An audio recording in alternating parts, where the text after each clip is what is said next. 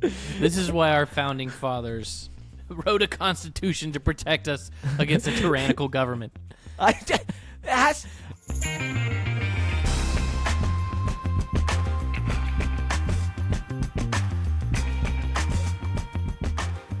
right, should we do this thing? Let's do this thing. We're live. Welcome to the Money Lap Podcast. I'm Parker Kligerman, joined as always by Landon Cassill. And on today's show, what can you expect? Well, we'll talk my race from COTA, even though it's Wednesday. We apologize at we were recording this that late, but scheduling conflicts, of course. Just like track limits, that's what we'll discuss as well, maybe quickly. Why I believe Cup road racing is pure right now. How Fernando Alonso's penalty means F1 should probably just pack up for the season and go home. And IndyCar tried something new. I don't know if it quite worked. Lastly, does MotoGP get a new owner? All of that and more here on the Money Lap Podcast, Landon. But we start with the PR lap, and I mentioned it. I did race at COTA. I finished 5th. That wasn't the whole story. We did win Stage 1, which was all part of our plan. We flipped Stage 2. We got You should have won there. Stage 2. I actually texted your crew chief. Did he tell you that? He did. He did tell me that. And you know what? I support them because our plan was to do exactly what we did. Mm-hmm. Now, looking back at it all, you could make an argument for saying, hey, you would have got back to the same position, no problem, especially, right? But on the flip side of that, the 98 won Stage 2 and was wrecked on that restart subsequently. Mm-hmm. So, you know, where the risk is putting yourself in a pack of cars that you haven't been around all day, right? It's not the one thing that I will absolutely, admit to is even though I wish you would have won Stage 2 and stayed out and not chose to pit, it's not the winning strategy. The winning strategy is what you did. Yeah. Right? The thing that I'm saying is playing the long game, win Stage 2, get your extra, your stage points, get your playoff point, right? And then let the odds play you back into a winning strategy. Because the way the race ultimately played out, you could have won the race even with winning Stage 2 and pitting. But had it been COTA 2021, you wouldn't have won the race. You would have finished 7th or 8th, right? You had 9th, right? You had driven all the way back. The thing that I was looking at was you won Stage 1, right? Pitted at the end of the stage, started towards the back. You still drove to 8th. Yeah. Right? Before the pit cycle started at the end of Stage 2. So my thought was like, okay, we should win Stage 2 because Stage 3 is longer than Stage 1 and 2. We're going to drive back to probably 8th or better, right, for Stage 3 if the whole stage goes green. Yep. That was my thinking. It's not the winning strategy. The way the race played out, like I said, you could have won with it, but I don't really judge it. But it was obviously enough for me to text Patrick. You and my brother. I didn't know about that. My brother was asking me about it the next day. He's like, "Why didn't we win Stage 2?" And I was like, "Well, just you got to think about the strategy." Now, we did have a plan, which was initially we were like, we're going to go win Stage 1. And when I drove the 3rd from 12th of a starting position in the first stage, it was like, yeah, this makes total sense. We'll take these points. If the 16 and the 97 want to hand it to us, which they did, and, we were actually matching lap times with them. And I think that's where you were P3 on overall speed, right? So yeah, P3 so on you overall get AJ, speed. SVG, which, by the way, I mean, AJ and SVG were head and shoulders over the field. Yep. Like the numbers better than I just know you were P3. What was the gap between you and second place on average the speed? Adjused lap times, we were 2.8 tenths back from them on adjusted lap time. So 2 tenths. 2 tenths. Yeah. 2.5 tenths. Yeah. But then what was it further down? I mean, were the three of you like a half a second? Once you get outside the top 5, it was a second. It was like majorly. Yeah, the 21 was in there. By Stage 3, the 21 was pretty fast. We fell to like being the 5th fastest car in Stage 3. The 21 got pretty fast. He started to figure it out. I raced around him and Larson probably the most. And let me tell this one story. So you talk about, if you'd flip stage or not flip Stage 2, take the points. You start at the back. You have to drive through the field, right? But what it did allow us to do is, because we flipped it, we restart up in the top 10. And we get into this battle with the 21, following him. And eventually we get to Larson, who's struggling. and he gets by Larson. And then I think with like 6 to go, I start catching Larson as well. And I'm like just about to get to him, and I'm like, I want to pass Kyle Larson so damn badly on a long green flag run on a road course. I'm like, come on, Parker, let's go. I didn't actually get the chance because just as I was getting there, the caution came out, which started the rash of cautions to finish the race. Right. But I would be lying if I didn't say to myself, like, you go past that guy. Come on, he's the best in the world. Then he wins the damn race. I was like, damn it. We talked about it in the debrief meeting, and Austin Hill was like, no, I never even thought about it until his spotter came on, because once he got ahead of him, Austin started like locking tires and like overdriving the corners and everything. And he's like, his spotter came on there and was like, hey, man, don't be thinking about who you just passed. I was like, you were thinking about it. Be honest. Come on. Anyway, if you can pass the best, it's a pretty cool feeling. So, overall, super strong. We actually got the most We tied Cole Custer for the most points on the day. So, That's a good day. It's basically a win. Yeah, I mean, win a stage and a top 5, that'll get it for you most of the time. Get you up there. We moved from 11th to 7th in points, so pretty good. We're moving forward. We have gotten some nice responses, by the way. So we had that email, friends@themoneylap.com, if you want to email us. We got one from Nolan Jones here, and he just said, hi, guys. Love the show. First-time emailer. Long-time listener. No, I just add the long-time listener. Looking at the Goodyear Racing Twitter/X account, I've decided to fully buy into Parker's take that NASCAR should own and be in control of the tire manufacturing for its series. It makes complete sense for both NASCAR and Goodyear, as it takes the responsibility off of Goodyear, and seen as NASCAR to the driver communication seems to be better than ever. It's all tracks. That's all I got. Keep up the great work, fellas. Much love, Nolan Jones. Love that email, first of all. Well thought out. Thanks for the response. He agrees. The series should own their tires at this point, Landon. Yeah, and I actually didn't realize, maybe last week we were talking about it on the podcast, or maybe it was a tweet that I saw, but I didn't realize that Major League Baseball did they buy Sprawling? Really? Does the league own the ball or own the brand that makes the ball? So there's kind of, maybe it wouldn't be entirely unprecedented for that to happen. Not that NASCAR would necessarily buy Goodyear as much as they would just, take over the in 2018, MLB bought Rawlings, the manufacturer of their baseballs. Rawlings. Why did I say Sprawling? I was thinking Spalding. Yeah, Spalding.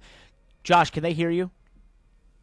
Yes, they can hear me. Okay, so everyone heard that. Great. That would have been an awkward. That would have been an awkward. Yeah, no. Yeah, because we got feedback in the past that you couldn't hear Josh speaking to us. So now that Josh is just part of the pod, we fixed that. But anyways, apologize. So yeah, that's kind of that was an interesting thought. I am more on board with this idea of NASCAR.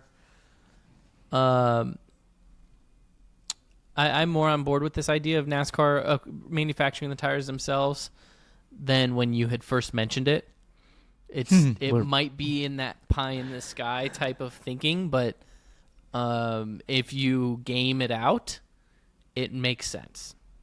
It makes sense. The incentive structure. I can't make sense of the financial side of it quite yet.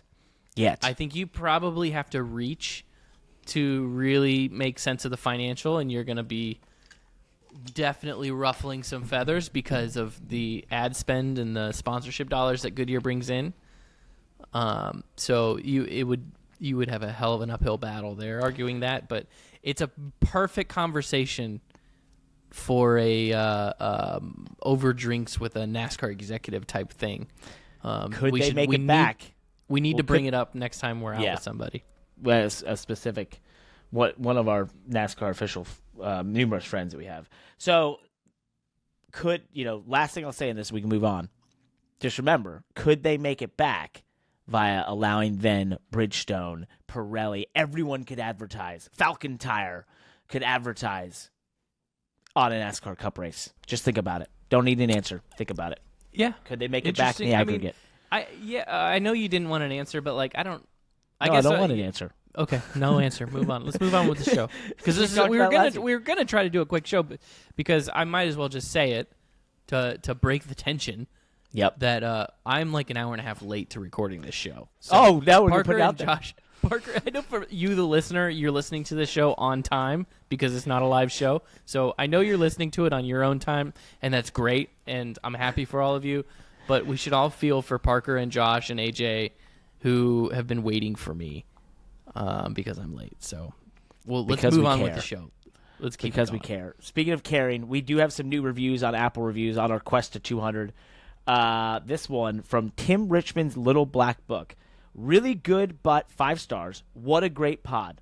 Listening to two intelligent humans who are they listening to? Discussing the many layers of motorsport is insightful and fun. Listening to Parker and Landon dissect the nuance of motorsport business and competition is great. If I could give any feedback, I'd just tell them to leave more time for guests. Poor Kyle Busch has been bumped like 30 times now. Anyway, keep up the good work. Well, if Landon would be If on we damn can time, get through this, we'll have time for Kyle today. He's waiting in the green room. we'll try.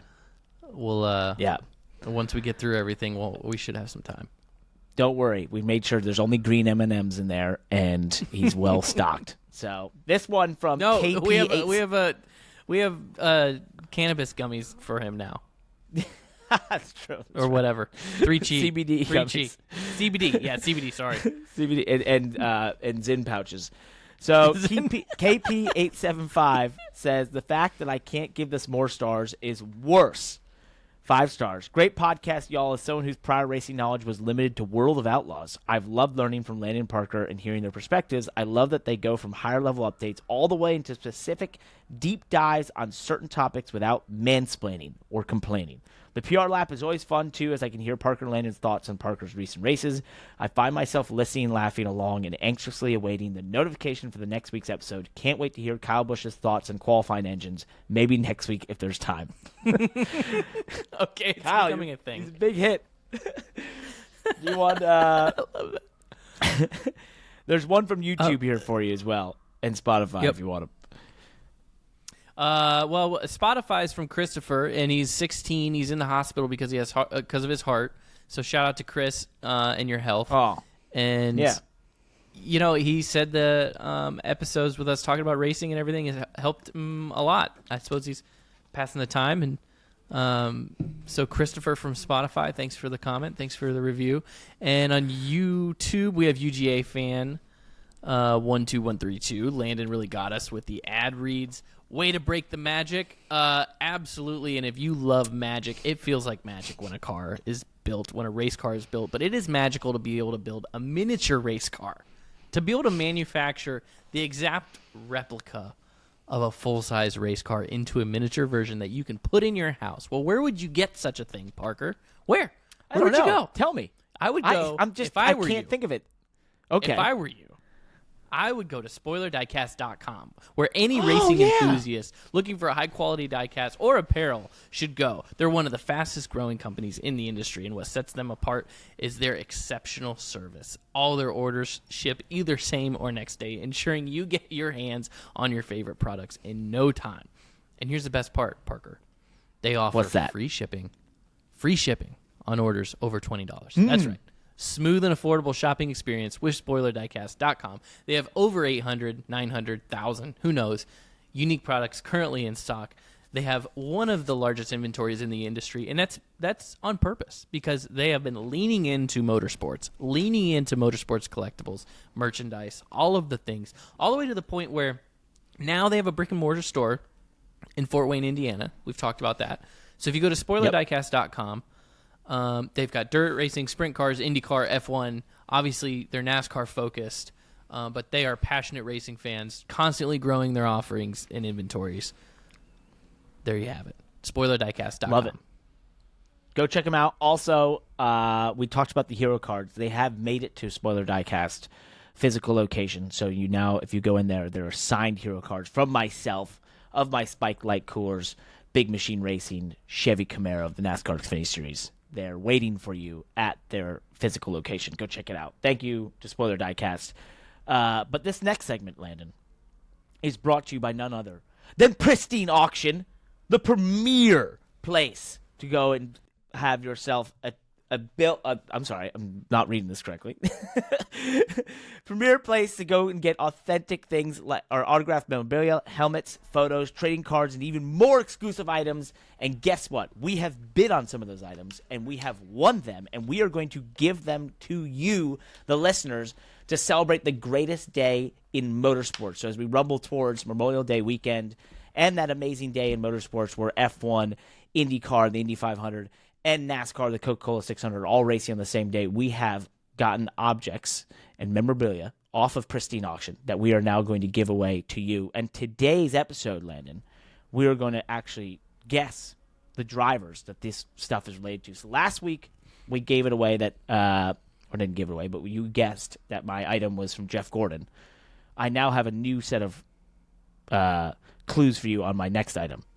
Do you want to hear them? As do I. Yeah, let's hear them. So, give me a second. Let me get these right. I have all that build up and I didn't have it ready. All right.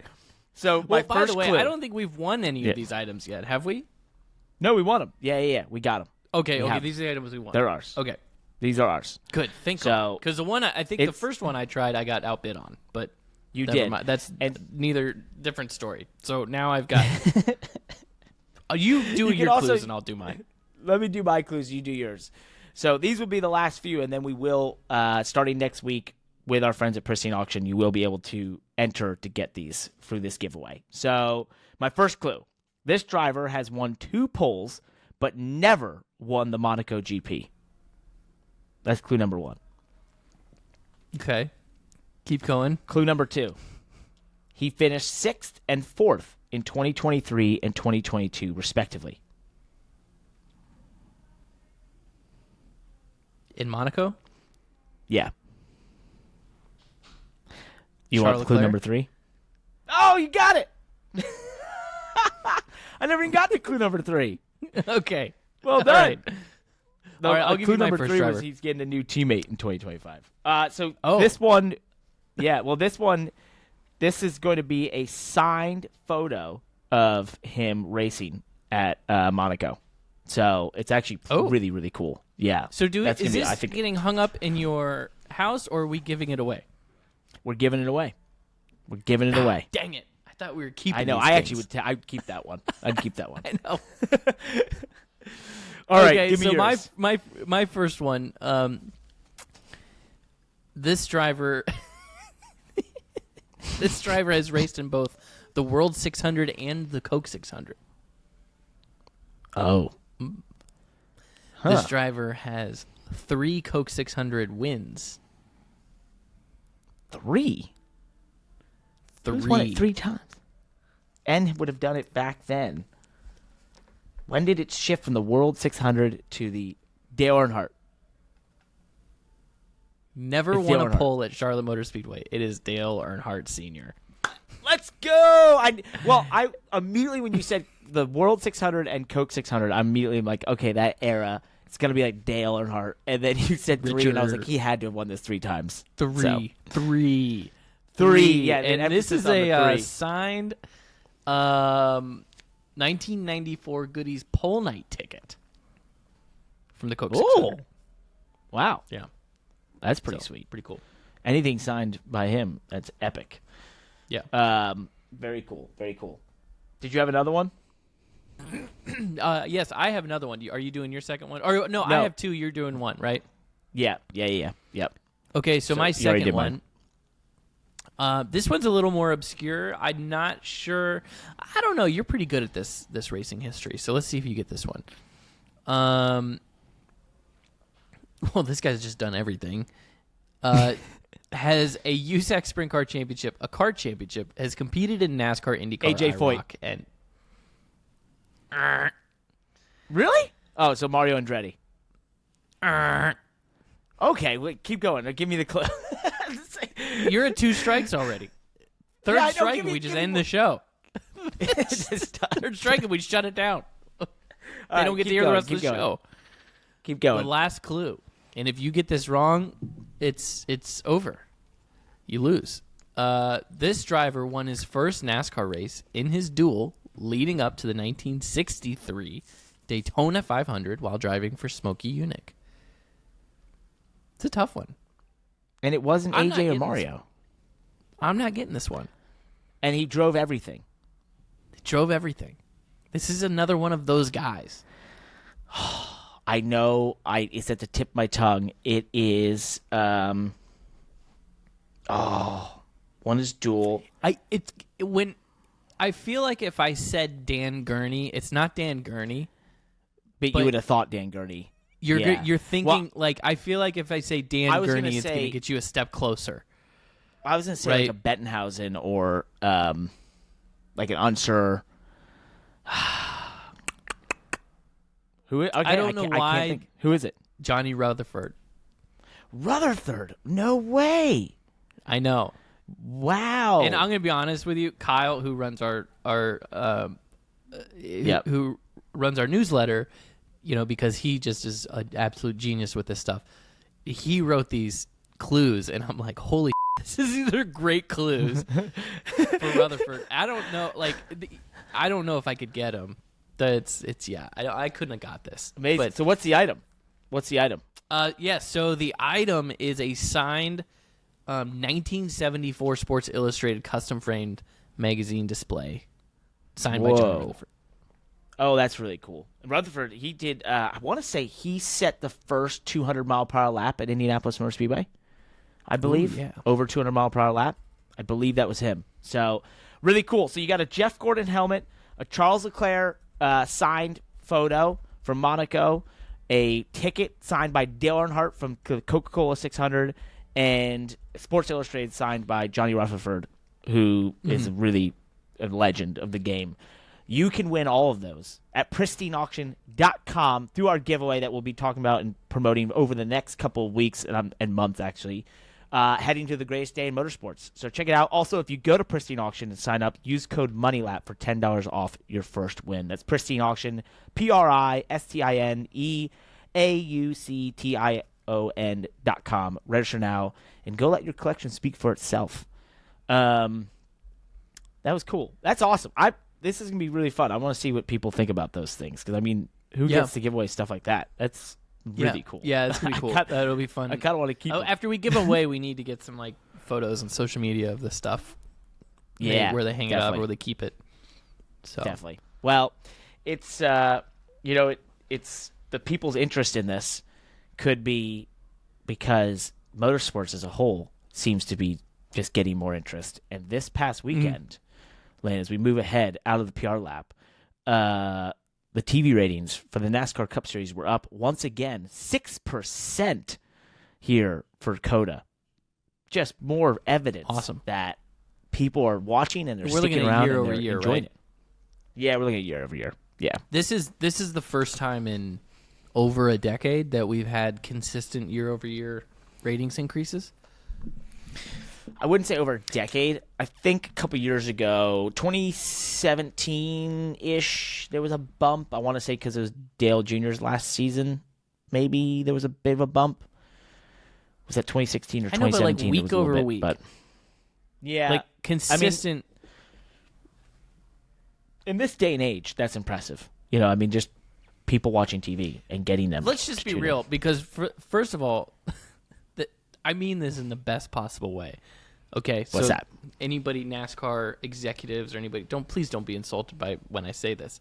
But Parker, for the majority of yours and my career, we've been watching a decline. From pretty much the moment we came into the sport. Literally, we were at the peak. We showed up and everybody was here, we and then top. It was like we bought the top. And then it was like the place started clearing out. And when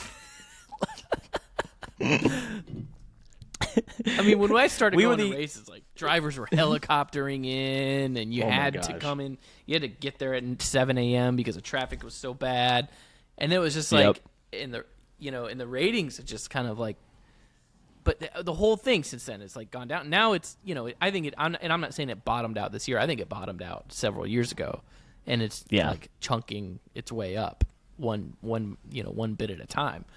But it's just it's new to me for it's new to me to just see like week over week ratings increases. Dude. So I feel it's, NASCAR has Ryan had to Truex- do the NASCAR comms team has had to do some mental gymnastics for my entire career in order to show that like interest in the sport is strong, and where at the end of the day it's just like, I don't know, the ratings suck or they're struggling. But now it's like ratings are on their way back up. Interest is We're up. heading the right way. Yeah, We're it heading the is. right way. Ryan Truex and I always joked about being recession racers and that we came in right at the wrong time. And it was like that the second the global recession hits, and then you come out the other side, and it's like, hey, there's nothing for you here. Sorry. We're gonna oh, cool. We're like those. We're literally like when they you say recession racers, we've all heard of like depression babies and stuff like that. Like great grandparents who have no debt, and they don't ever owe anybody money. They were like on a pile of wealth and they count every penny, and they're and that's a great way to live, right? Yep. And we're gonna be those racers that it's just like, every sponsor, like every sponsored dollar is just like we cling to, and like stuff, these next generations that grow up in just this fruitful, well-funded eras of just they're gonna have a totally Endless different money. mindset. We're gonna be those old Flowing. them young kids. They don't know what we had to go through to race. they have no idea what I had to do for sponsors. Yeah, they don't know what it's like to have to entertain, to have to sell hot passes to buy tires. I mean, maybe that was the bottom. Was that the bottom? That had to be the when bottom. we were, I always think when like some I of think these that teams was. were selling hot passes for tire money and putting fans' 100%. names on the car for tire money. anything fan funded to me was always the bottom. Never agreed with that. Never liked it. That was Still the don't. ultimate grift. This is the biggest When these grift. teams- I could never. Oh, Someone some of came those to- teams right were when- putting, Oh. taking $100 from a fan and putting their name on the car. Which Dude, when you know Swan- what? It was great. Maybe it was a great transaction for the fans. Enjoyed it and they got a good Yeah. experience out of it. We had we've had fans, get the hot pass packages and all that stuff, and it's cool. They sit on the pit box and everything, but Yeah. Well, I remember when Swan went under, and then someone was trying to pitch me on one of those fan funded things, and I was like, "Please stop." I was like, It "If they just buy never tickets, felt right. that's enough for me." Yeah, it never I felt could never right. buy it. So- I could never directly ask my fans for money like that. No. Anyways, moving No. on. Too much. We don't do Intro- that. that- and that's that why conversation went. here. But yeah, well, no, don't worry. If you like to send us money, please to friends@themoneylab.com Venmo. Instead, we'll put your name on the podcast. But instead of having to send us money, you could just refer 100 friends to the Money Lab newsletter, and you will get on this podcast. As we'll have that happen here soon. All right, let's move on from that depressing discussion we had to road course racing in the next gen era. Has not been the most exciting thing of all time, but one thing that stuck out to me this past weekend is as William Byron won, holding off Christopher Bell, who was charging late. There was no cautions outside of the stage cautions, but it was a race that came down to just a second between the front two after all that green flag running. And the thing that really stuck out to me, though, and before we get into track limits and all that stuff, there is a purity to road racing right now in the Cup Series. Yes, this is a road racing car that is suddenly road racing, and therefore it is not meant for ovals, in a lot of ways, as opposed to the stock car we raced in Xfinity Series, which was an oval designed car that we forced to go road course racing, right? So you see where we still have some of the craziness because the car is so often out of control or just not meant to do what we're making it do. You have the next gen car, a car that's far more adept at road course racing. But one thing I thought about as I watched this race was I was like, there is so much about NASCAR that people say is manufactured or forced or is an attempt to create a certain type of racing, a style that they want to see. At the road courses, there's none of that. It's just driver and car going as fast around a course as they possibly can against 35 other drivers and cars that can go as fast around that course as they can. Yes, if there's crazy restarts forever at the end, that's that can happen. But in a race like the other day, it's a very pure form of racing that didn't have any of the manufacturedness that people want to say, other than, I guess, stage cautions. And it came down to a differing strategy of how to tackle that third stage. And Christopher Bell, I think, given one more lap, was going to get to William Byron and have a chance to make a pass. So I don't know what your thought was, but I've seen a lot of discussion as we're now on Wednesday past this, and all the podcasts have all been recorded beside the Money Lap, and they've all had their say. And I've seen all the clips and the quotes and the articles, and I'm thinking, everyone's missing the point that this is actually really damn pure.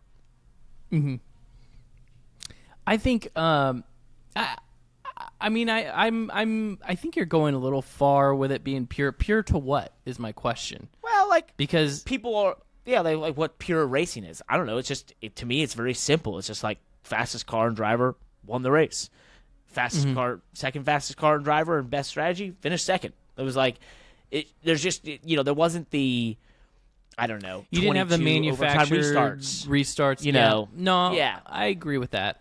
It does. I think there could be that perception that like NASCAR comes into town and just bastardizes a beautiful race course like COTA that's meant to push the limits of braking and top speed and downforce and just a great venue, and we just roll into town and we tear up the grass and and like kill all the curbs, and then at the end, we do that for 3 hours just so that we could throw cautions at the end and make them all go 6 wide into a corner.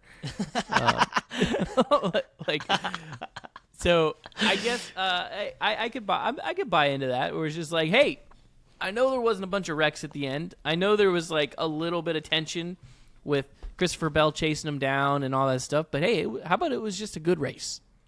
Yeah, it was. How about I thought it was a good race? We didn't quite know who was going to win until the end. Obviously, I knew who was going to win the whole time. Oh yeah, because I picked him. Yeah. But that was long before they even went to the COTA. I had him picked. So it was like that was a foregone conclusion. And but wait, for the rest of you guys, for the rest of everybody else, the normal people, they didn't know who's going to win. Well, who did I pick? Like you. Who did I You're pick? a normal person. Yeah, who did I pick? That didn't know. Who did I pick the week prior? Who did you pick?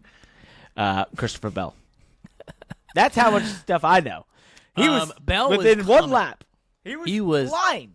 He was flying at the end. Yeah. So yeah, he needed another. He didn't actually. I was telling myself, or maybe we were texting. I can't remember if we were texting during the end of the race. And I was saying he needed an extra lap, but those are long laps. I think he only needed like 3 more corners. That or he gets by Ty Gibbs quicker. I think Ty really held him up in a lot of ways. Right. And if he gets by him a lap earlier, then this is an entirely different discussion about the last lap of that race. So if you want to just talk about purity, great. But we need to flip the conversation for a second and talk about track limits. We do have to talk about track limits. So NASCAR had a plan going into the weekend on track limits, and then they changed it and just went back to what they did last year. So were they trying to use their camera system to monitor the S's? So from what I understand, yes. And what I also understand is that they were going to have this system set up basically everywhere, right, for major track limits. Then I believe that for every reason that wasn't a possibility. I would have been disappointed if that's the case. And I'm going to be disappointed if that's the case, that we end up with more track limits, because I actually wrote a piece for my Parker's POV in the Money Lap newsletter that went out this morning, which you can get at themoneylap.com, which I do every Wednesday, a column on big topics in racing. I wrote a piece about how I believe their track limits are probably the best form of track limits on the planet. And my point being that they really follow very, very simple criteria. That is, in certain areas of the racetrack, if you shorten the track, because that would then therefore negate the corner that track has there, then that's a penalty, right?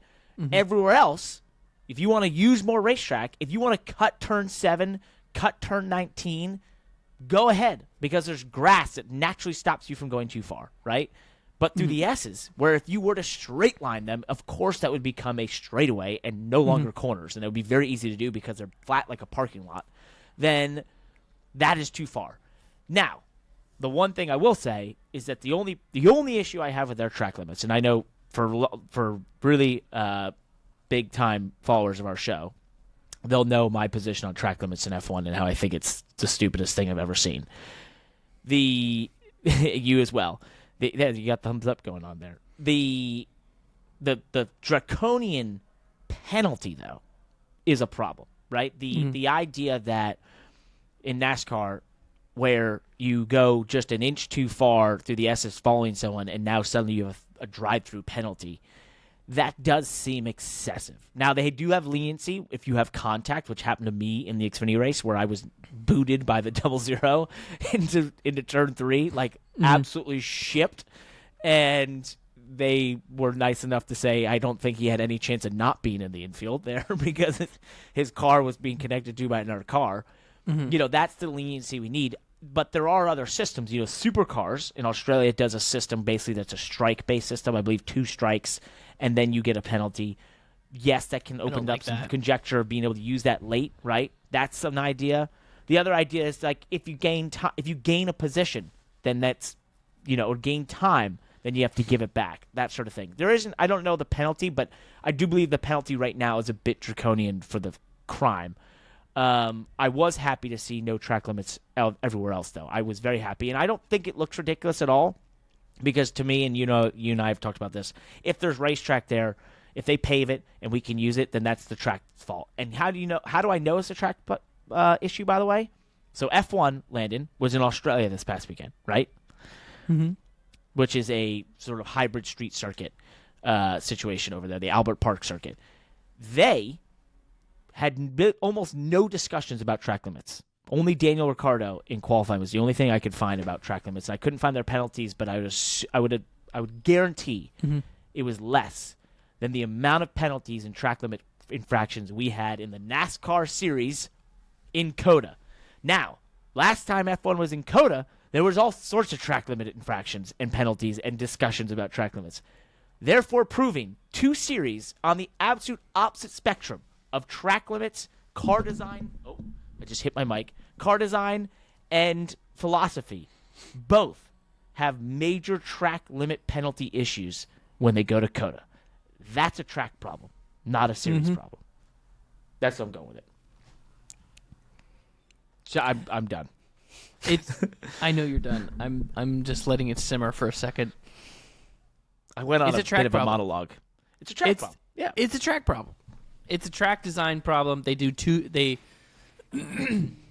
How about I say it this way?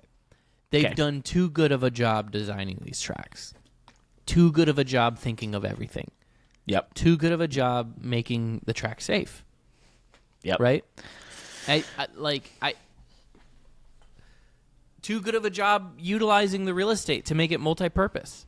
Right? To say, we can run S's through here, but we can also run a little corner through here if we want to, an alternative racetrack and an alternative setup. Right? Yeah.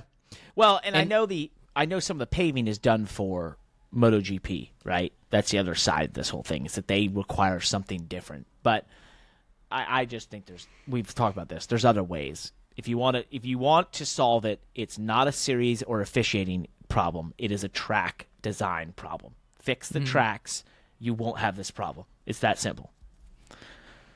There you go. I think we solved it. Let's move on. Speaking of tracks where there won't be track limit infractions, NASCAR. I can't talk tonight. I'm tired. NASCAR acquired Bowman Gray Stadium. Hold on a second. What? I have seen some track limits violations at Bowman Gray.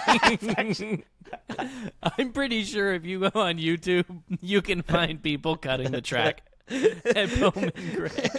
That's true. Which actually, on that topic of NASCAR's acquisition of Bowman Gray's lease, so they basically now own the rights to operate the racetrack, because the stadium itself is owned by the city of Winston-Salem. So they have like a long term. They own the rights to this 30-year lease or whatever the term is on the lease to be able to land lease, probably 100 years. Yeah, the land lease to put on the events. So NASCAR, it was actually interesting to me that it was a topic of discussion, and I don't know if you want to call it a concern or whatever in social media, that NASCAR, the boss is in town now and runs the show. What's that going to do to the culture of Bowman Gray Stadium? Because it has an interesting racing culture if you know anything about the Madhouse. And was it Ben Kennedy that came out and just said, "No, we don't. We want it to continue. We want it to stay." Yeah, it's Ben. Ben was there. He actually had a photo with another NASCAR official. I can't think of his name. It's not coming to me right now. Big time listener, I think. Yeah. Anyway, moving on. Ben was the one who said, "Hey, look, we're not trying to change anything. This is going to stay as is. We just it's an interesting opportunity." So, I would suspect that some NASCAR National Series will end up there at some point in some capacity. Ooh. Wait a second. Are you saying that? Well, I'm literally just saying they can put 20,000 people in there. It's a fun venue. It's a really interesting has an interesting history. Do you think that that's where the Clash should go? Do you think that No. they should pacify all of the people that have complained about it being in LA and send it to Winston-Salem for a year? Absolutely not. You know my thoughts on the Clash. It should be everywhere but North Carolina. So you're right, but I don't know. I'm kind of like getting excited about this idea. I mean, we can take it to Madrid. We can take it to London. Sure, let's There do you that. go. It might take 2 or 3 years to work that out anyway. So let's take it to Bowman Gray next year. How many races do you need in North Carolina before this is just a regional sport again? How many do we Think have? about that. How many do we have? You got 2 at Charlotte, right? You got 1 at North Wilkesboro, right? You got and in the surrounding area, like everywhere there is North Carolina. So that's 3. What else? Maybe we're moving the All-Star race somewhere else. In Bowman Gray. Could be Bowman Gray. I could see that. I That's don't fine. see I could buy into the idea that we don't need North Wilkesboro and Bowman Gray. Well, they could rotate. What if they rotated? Okay. That'd be fun. That Okay. works. Here, Good idea. you know where it all doesn't matter anyway because, well, first and foremost, there was a sinkhole unearthed at Bowman or North Wilkesboro. Speaking of North Wilkesboro, that is rumored to be a moonshine cave underneath the grandstands that they found. I love the internet. It's unbelievable. Anyway, I can't wait to hear more about that, and they should turn it definitely into it. If it is, No, that was they in need- North Wilkesboro, not in Bowman Gray. I said North Wilkesboro. You did? Yeah, Oh, okay. you don't listen to me. We've figured that out. No, I'm reading. I know, but I'm reading the notes, and I read Bowman Gray. You said what you said. History will only reveal itself. I love it. I might have misheard you, but that is I love the internet. Shout out to at North Wilkesboro Speedway Twitter account for drumming up some attention leading into All-Star Weekend here in the next couple months. Great. Love it. Bring it Could on. be a sinkhole. Could just be 80-year-old concrete that Could be that full fell- moonshine. that fell Could be an apart. old moonshine. I don't know. You never know. But what Could a be a- story. Great Could story be going King into Tut's, All-Star. second season. tomb, for all we know. I don't know.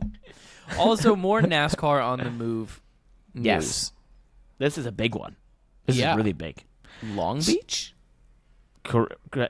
Potentially. So multiple sources telling Racer that NASCAR has been actively pursuing the 50% stake in the Long Beach race, a staple on the IndyCar calendar since 1984 that became available for acquisition last year by the estate of the late businessman Kevin Kalkoven. Kevin Kalkoven was the one who was the proprietor of CART at its end and then merged them together.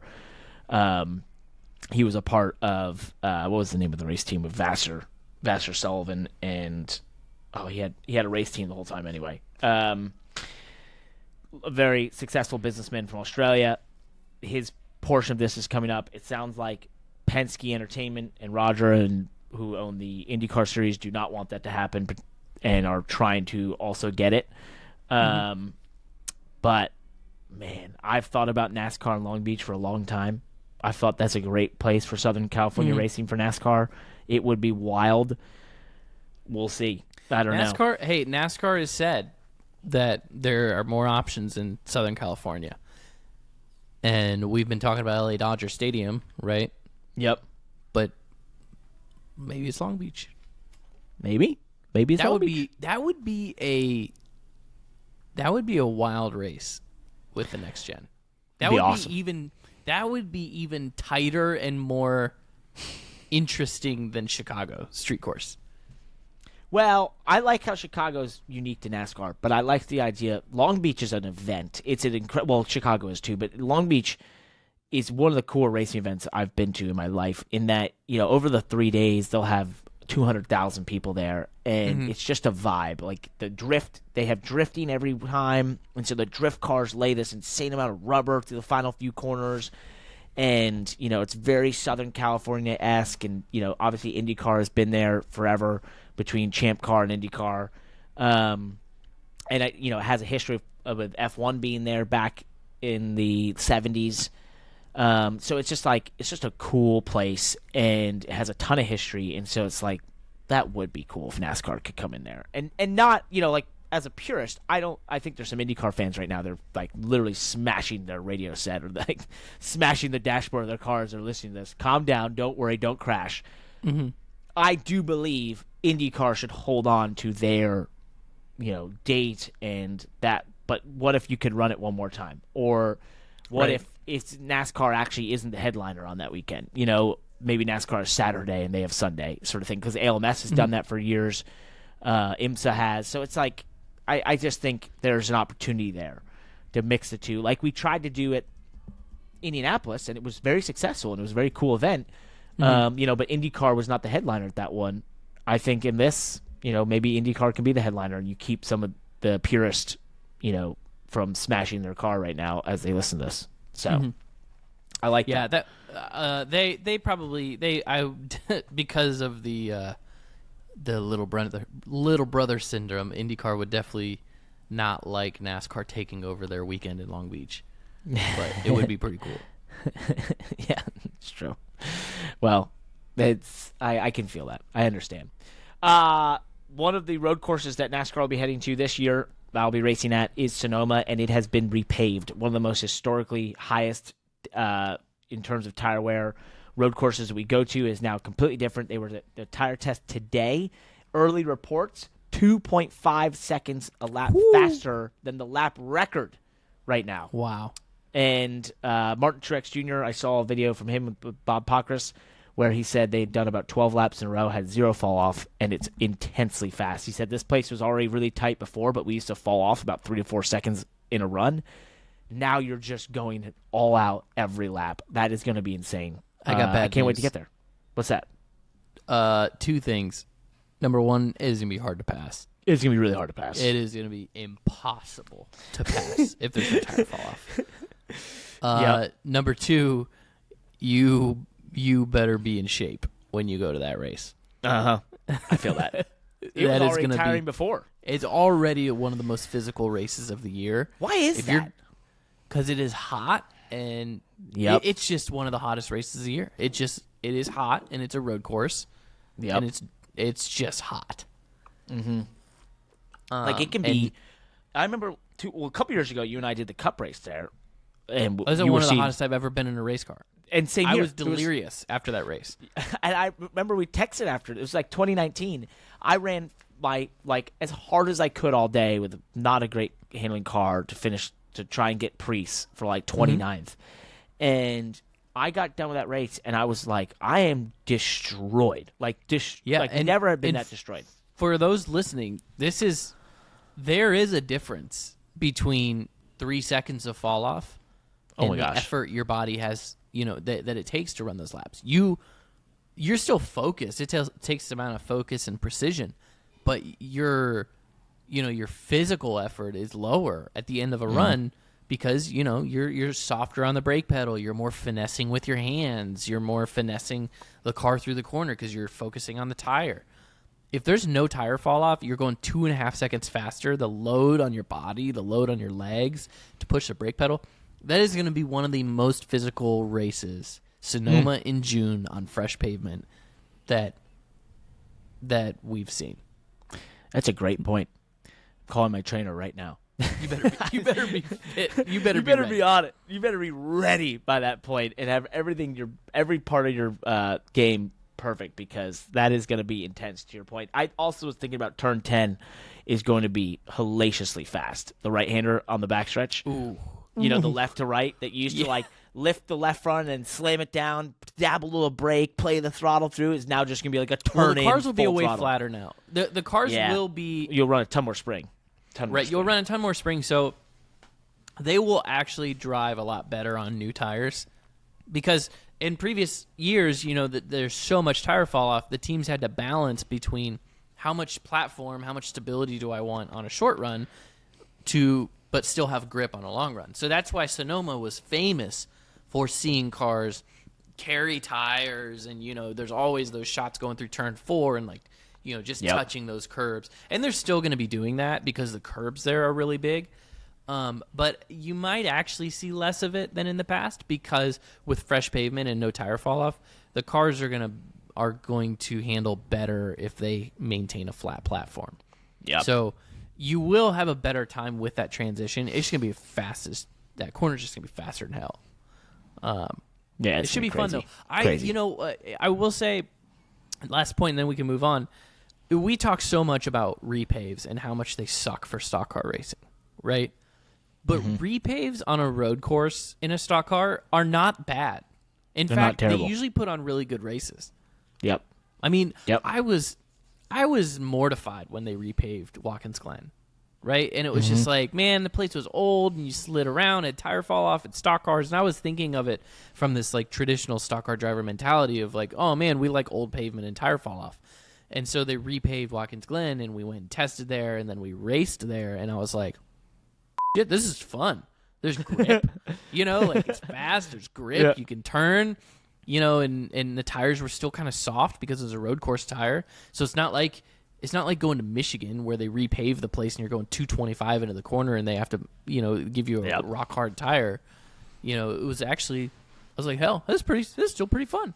Yeah. So I think it'll still be good racing, but I do think it'll be hard to pass. I think Road America was fun last year and put on a hell of a show. Absolutely. So, probably one of the best finishes of the Xfinity series last year was Road America. For whatever reason, road courses do well with repaves. Yeah, they don't have. I think to your point, they don't really have to change the tire a ton in that sense. Right. They can still have a soft tire. Let's just quickly dive into IndyCar stuff. It all depends on the tire, man. It does. They should call it tire sports, not motorsports. Tire sports. There you go. We should all own the tires. Hey, let's just quickly, IndyCar tried something new this past weekend. Their first non-points event in 16 years at the Thermal Club. Basically a race for $1 million that nobody cared was less about traditional attendance and general mission and that sort of thing, and more about for the Thermal Club, which is one of these country club-esque style racetracks that's popping up all around the world now. That really started with Monticello here in New York and has sort of blossomed all around the world, basically. And now this newest one in Thermal, they bring this IndyCar race there. Is this like what am I trying to say? What are you trying to say? Let me finish what I'm saying while you think of it. Okay, go ahead. So basically, this race happens. It's a unique heat format. I watched most of it. It wasn't particularly that exciting. There is a bit of tire fall off. The track is kind of fun to watch the Indy cars go around. The final was predictable in that there wasn't much that happened other than Colton Herta tried a wild tire strategy of saving his tires in the first segment, and then the second segment tried to drive through the field. So did Alexander Rossi, but they got stopped, and Alex Palou won it. But a lot of people, now that we're in Wednesday, a lot of people have been hating on it and hating on this idea of this, almost what seemed like the joke was that it was like a time buy ad for the Thermal Club and that sort of thing. And I'm like, that's, I get that. That's fine. I was saying, is this like hiring Usher to perform at your bar mitzvah?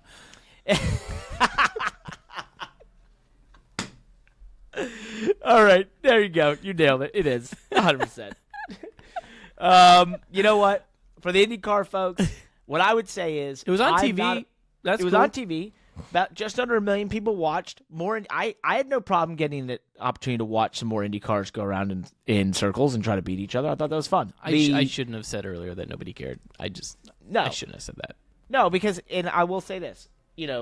I like trying stuff. I like thinking outside the box of all motorsports. There's no reason to keep just doing the same old thing and try stuff. And so this one was something they tried. If they do it again, great. Or it might be like, hey, wait a second. This could be great, but maybe not here, or maybe there, but this format, or let's do this. I don't think it's done right. Switch it up.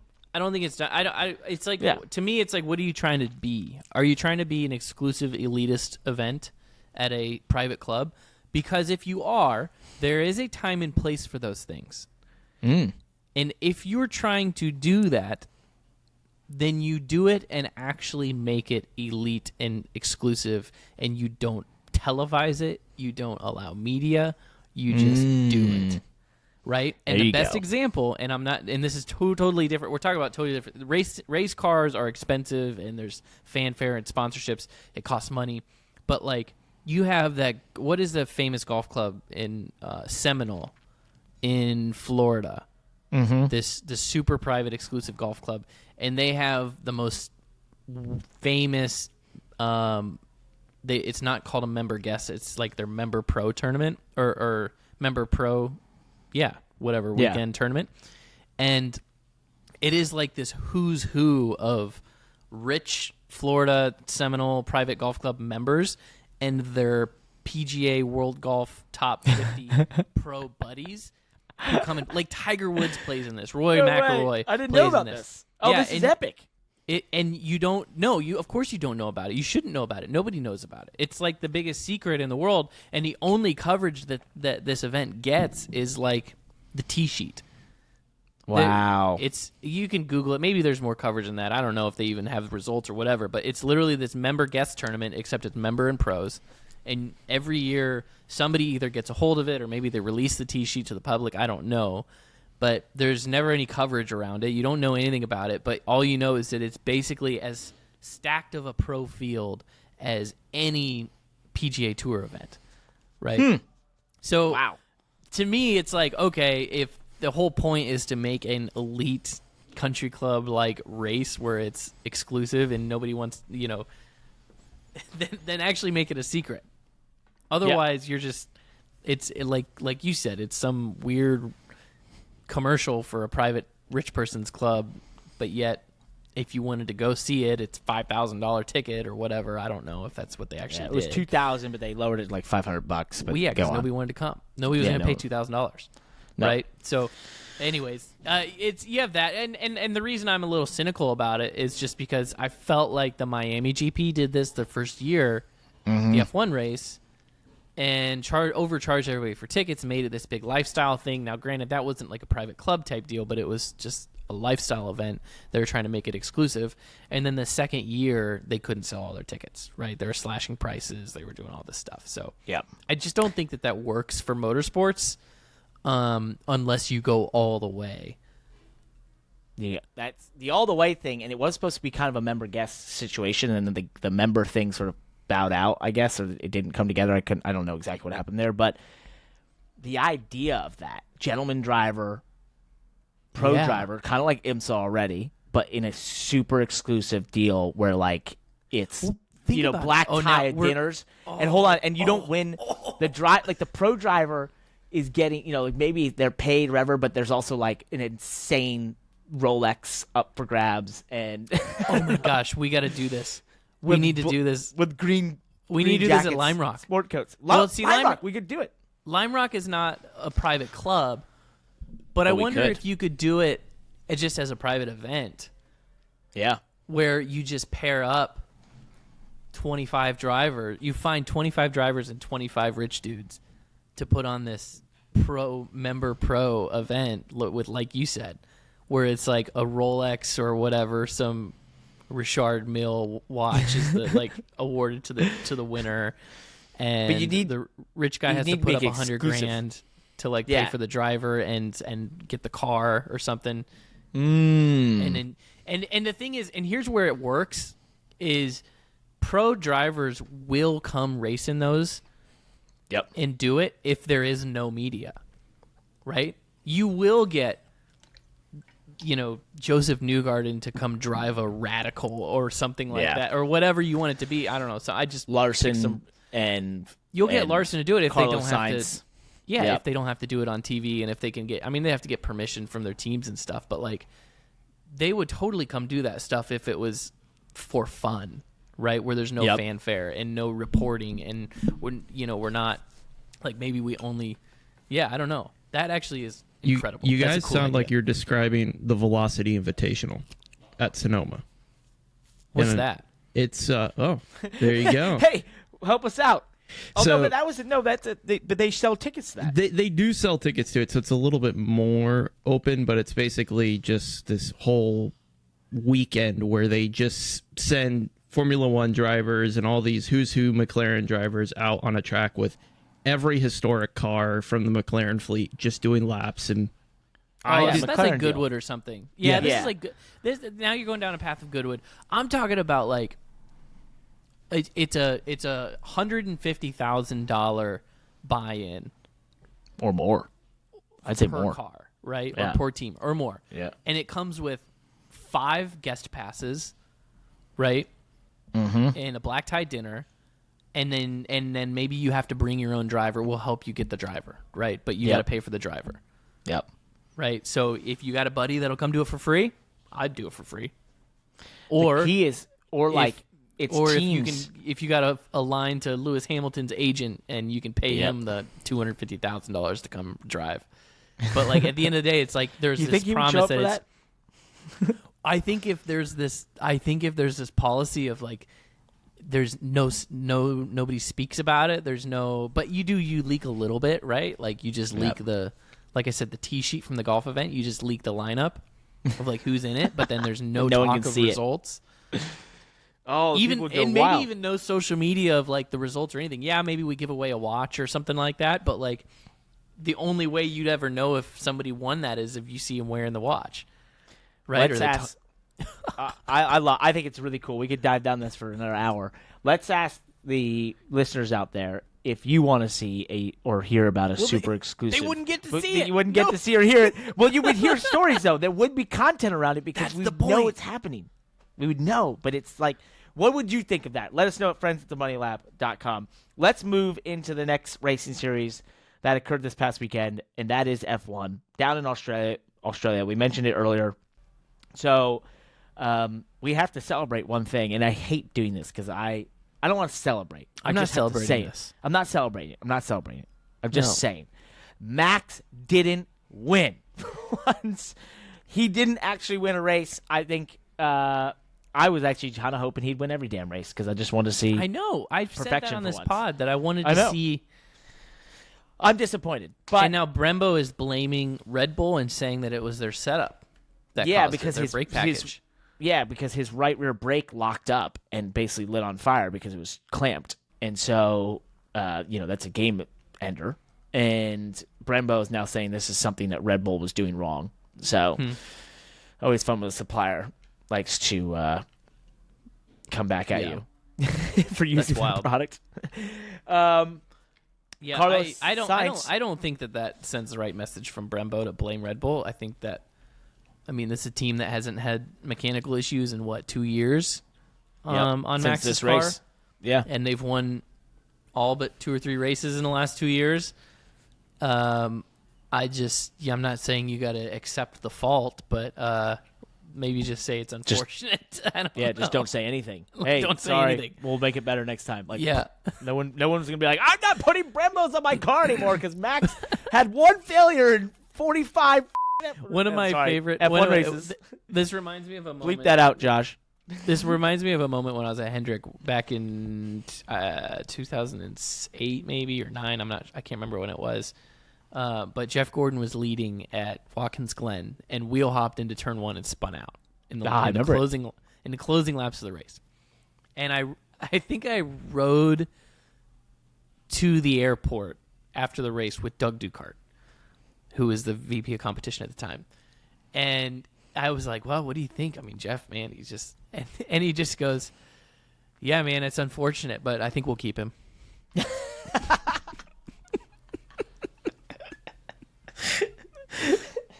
Really disappointed. Yeah, Big bummer. I think we'll keep him around. I think we'll he's keep got him around, though. We'll He's give got him a place chance. here. God, I've I got was like, you know what? Yeah, I guess. What do you say? What do you you're say? right. When you're The like, what do you say driver. when you're Doug Duke and Jeff Gordon, gives one up?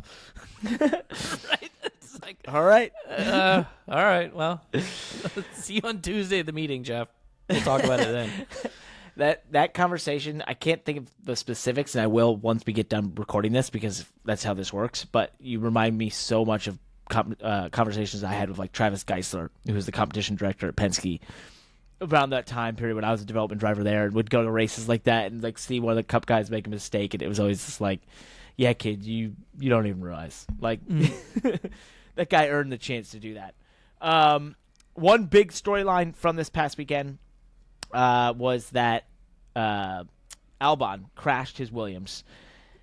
Williams then let it be known that they did not have a third chassis available, and therefore were taking Logan Sargeant's car to give to Alex Albon to compete in the race because he had the best chance potentially of getting points because he had scored points there before. What's your thoughts? Should they have taken it because it was the move for performance, or, hey, man, you wrecked your car, you need to support your driver who you've hired in that second car like Logan Sargeant and let him race? Either of those cars scored. So what did they score this past weekend? I don't think they did, but Albon scored 2 points there last year, I want to say, 1 or 2 points. So in Australia because it suited their car well.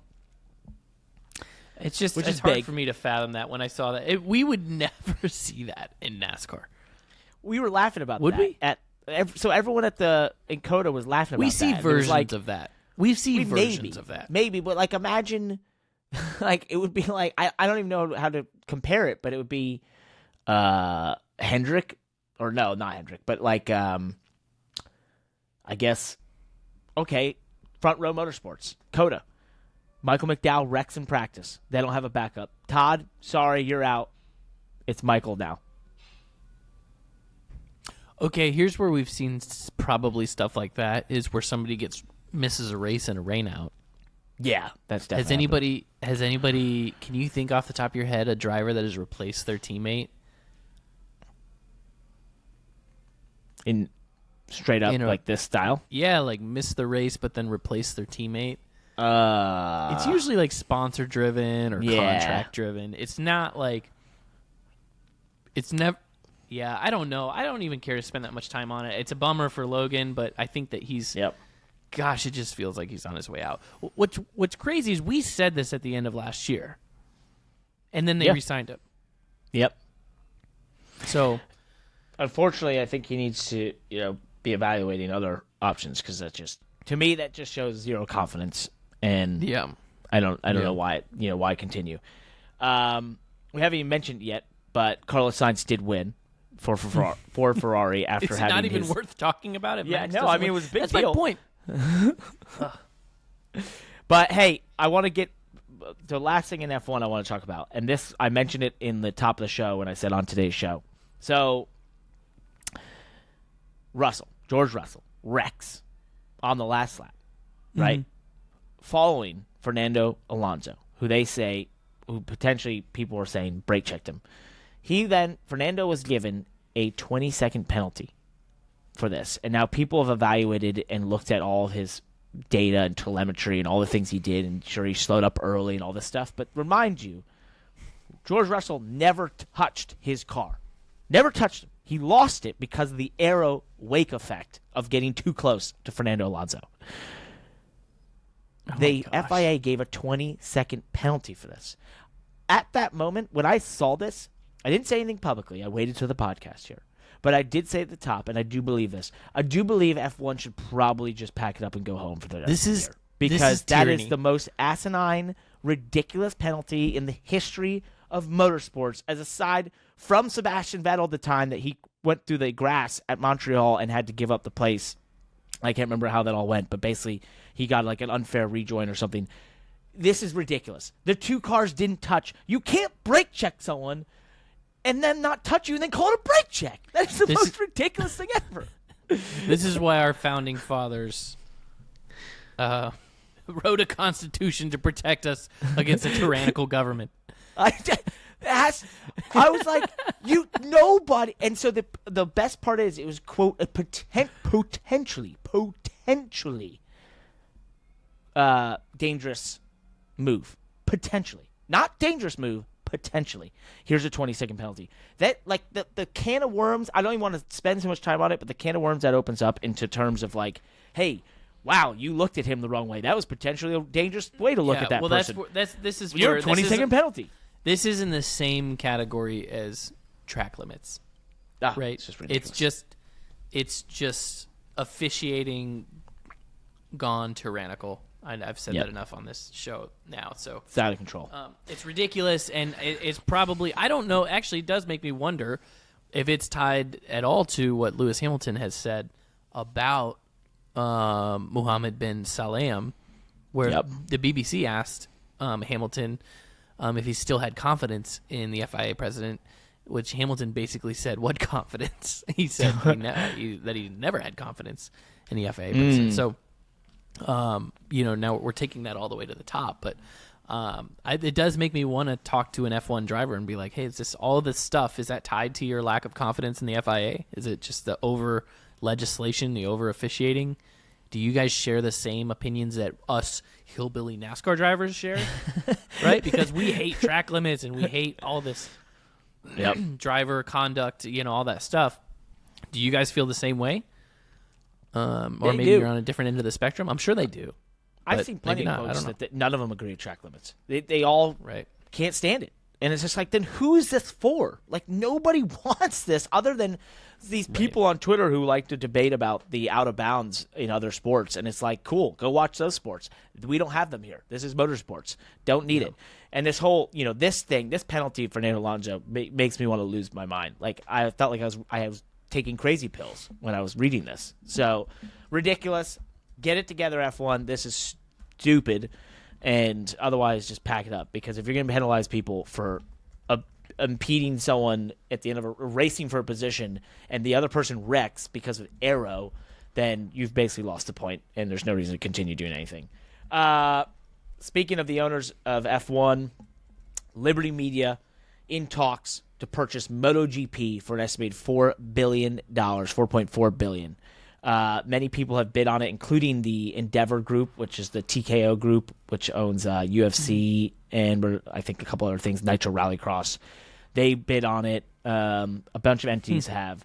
Funny enough, back in 2006, the Capital Group that owned F1 along with Bernie Ecclestone, CVC Capital, who eventually then sold their stake to Bernie and then eventually all of it to Liberty Media, they owned a piece of MotoGP, and when they bought into F1, they had to sell their MotoGP stake because it was a monopolistic deal.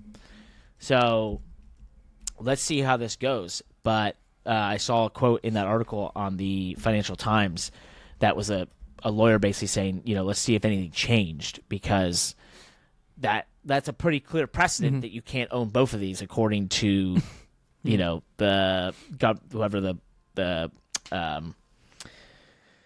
am I looking for here? Whoever government you have to deal with that's deciding this. I'm assuming out of London or whatever. That's interesting. Yeah, anyway, or England. So, yeah, we'll see.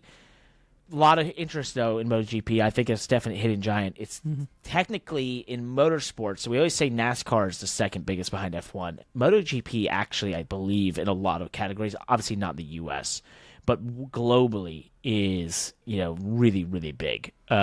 Is up there with F1. That's at first, $4.4 billion sounded like a lot to me, but now that you sort of talk it up a little bit, it sounds about right. Because we've talked about NASCAR and thought it was, what, 7-8 billion? 10? More 15? Yeah, it's 10 plus now. It would definitely be 10 plus now. You got to remember all the real estate they own in NASCAR. That's true. They own a lot of real estate. So it's a 10 plus property. I believe when it was, rumored to be up for sale many years ago, Goldman Sachs representing, I think they were somewhere around 8, and now it's got to be upwards of 10 for sure. So with the new deal. Yep. Well, we covered everything, man, in the motorsports world, even with you being an hour and a half late. We know Kyle Busch has been in the green room this entire time, but he's just going to have to keep eating those green M&Ms. Because you are an hour and a half late, we are not able to continue this podcast any further. It is getting way too late and past my bedtime. So hopefully we can have him on next time, man. This has been fun. All right. Thank you. Peace. Thanks for listening to the Money Lap. As always, check out themoneylap.com for the best 5 minutes in motorsports, or sometimes just the coolest stuff in motorsports, delivered directly to your inbox 3 times a week. Check us out on YouTube. We're growing fast over there. And of course, Twitter, TikTok, Instagram. We're all over the internet. We're spreading the word of how cool motorsports is. Check us out.